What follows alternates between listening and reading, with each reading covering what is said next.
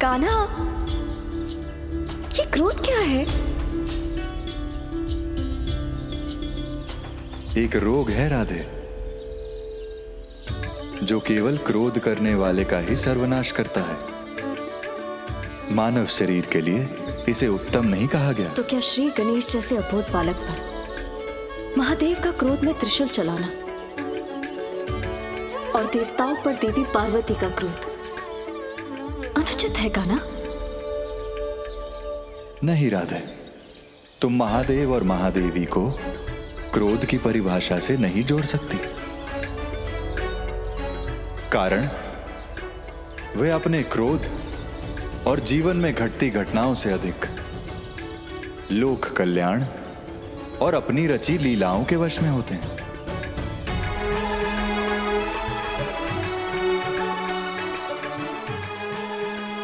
तो ऐसी कौन सी घटना है कान्हा जो श्री गणेश के जन्म से जुड़ी है? उसके लिए तो तुम्हें पूरी कथा सुननी पड़ेगी राधे। तो सोच कह रहे हो कान्हा?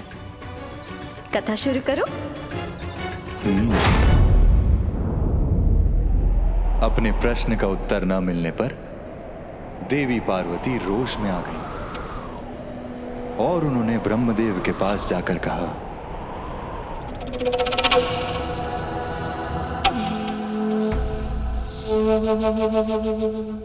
मेरे पुत्र की दुर्दशा का उत्तरदायी कौन है ब्रह्मदेव?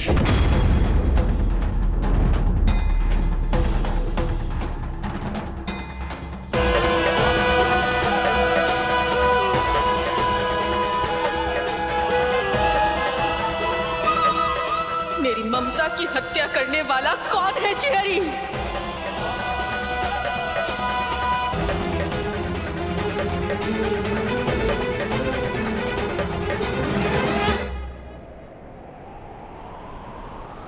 ये अनर्थ किसने किया? उत्तर दीजिए देवता, उत्तर दीजिए।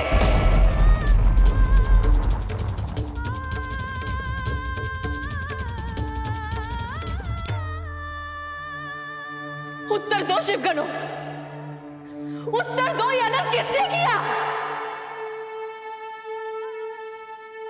यदि मेरा पुत्र जीवित नहीं रहा तो इस संसार में कोई भी जीवित नहीं रहेगा।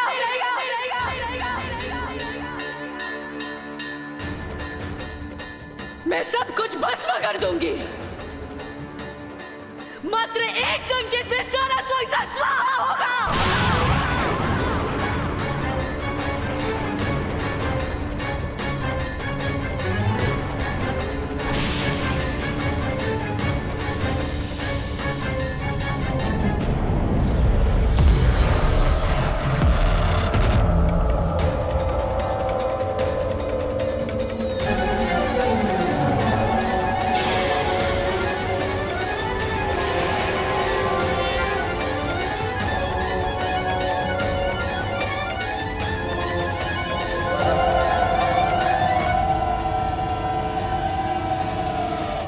प्रलय मचा दो, भयानक प्रलय।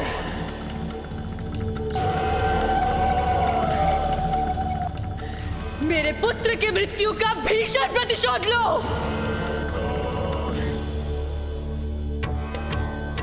जैसे मेरा निष्पाप पुत्र आहत पड़ा है, वैसे इस संसार में जीवन का कोई अंश न रहे।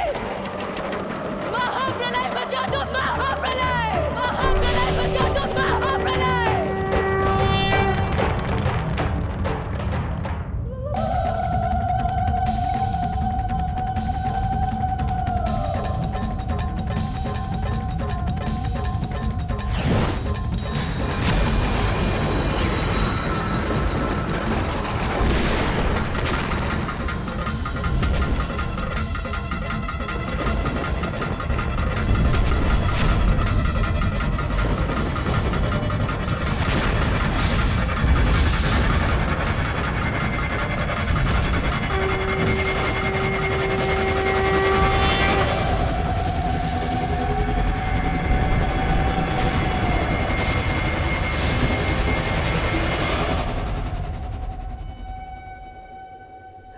मेरे लाल, जिस संसार में तुम नहीं रहोगे उस संसार में कुछ भी नहीं होगा।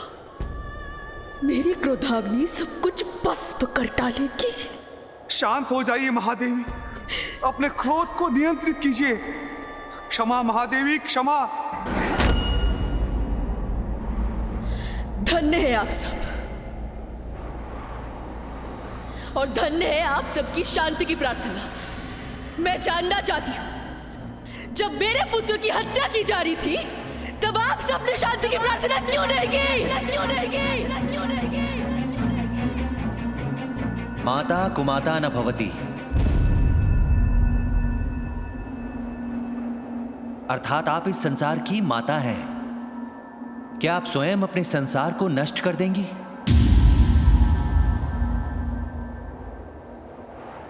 मेरा भीषण क्रोध शांत हो सकता है यदि मेरा पुत्र पुनः जीवित हो।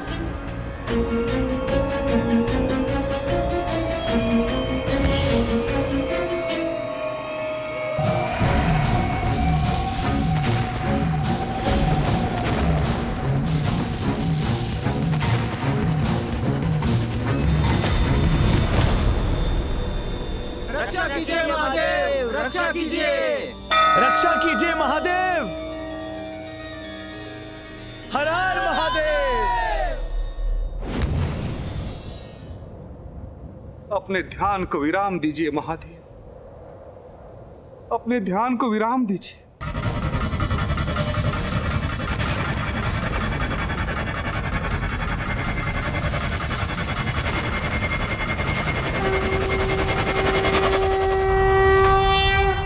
अपने ध्यान को विराम दीजिए, अन्यथा अनर्थ हो जाएगा महादेव, अनर्थ हो जाएगा। महादेव, आंखें खोलिए। इस विकट समस्या का समाधान केवल आप ही कर सकते हैं।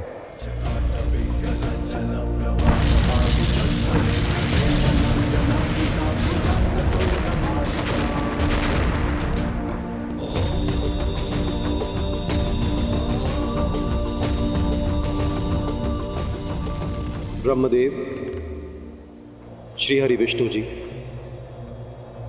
देवर्षि नारद और देवताओं, कैलाश में घटने वाली इस भीषण घटना के उत्तरदायी हम हैं, परंतु इसका समाधान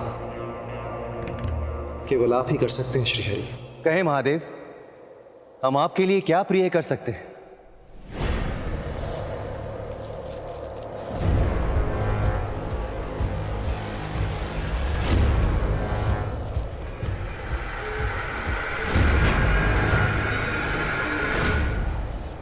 श्री हरि, आप पृथ्वी की उत्तर दिशा की ओर जाएं और जो भी जीव सबसे पहले आपको दिखाई दे उसका मस्तक अपने सुदर्शन चक्र से काटकर यहां ले आएं।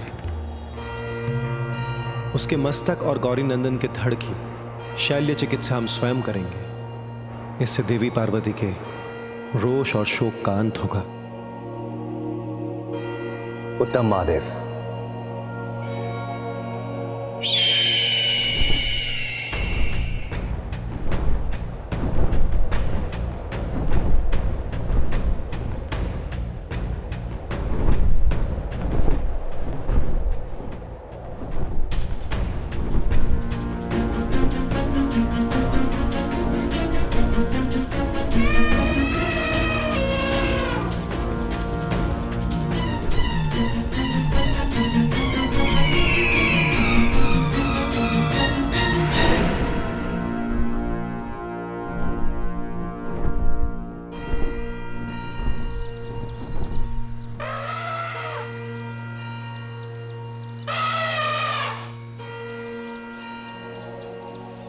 श्री हरि, आप पृथ्वी की उत्तर दिशा की ओर जाएं और जो भी जीव सबसे पहले आपको दिखाई दे उसका मस्तक अपने सुदर्शन चक्र से काटकर यहां ले आएं।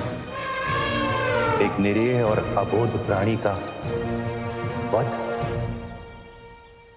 कान्हा, क्या उस निष्पाप जीव पर श्री हरि विष्णु का चक्र संधान उचित था? हाँ राधे, हमारी पौराणिक कथाओं में अनुचित कुछ भी नहीं होता। हर कथा के पीछे एक उपकथा जुड़ी होती है जो उसे उचित सिद्ध करती है।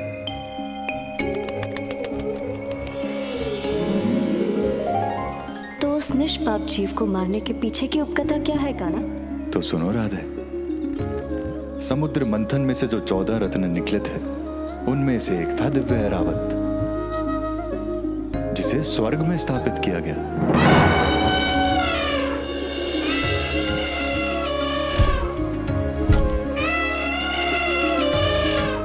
हर दिन की भांति उस दिन भी स्वर्ग राज्यसभा में अप्सराओं का रासरंग चल रहा था, जो परम शिव भक्त ऐरावत को प्रिय नहीं था।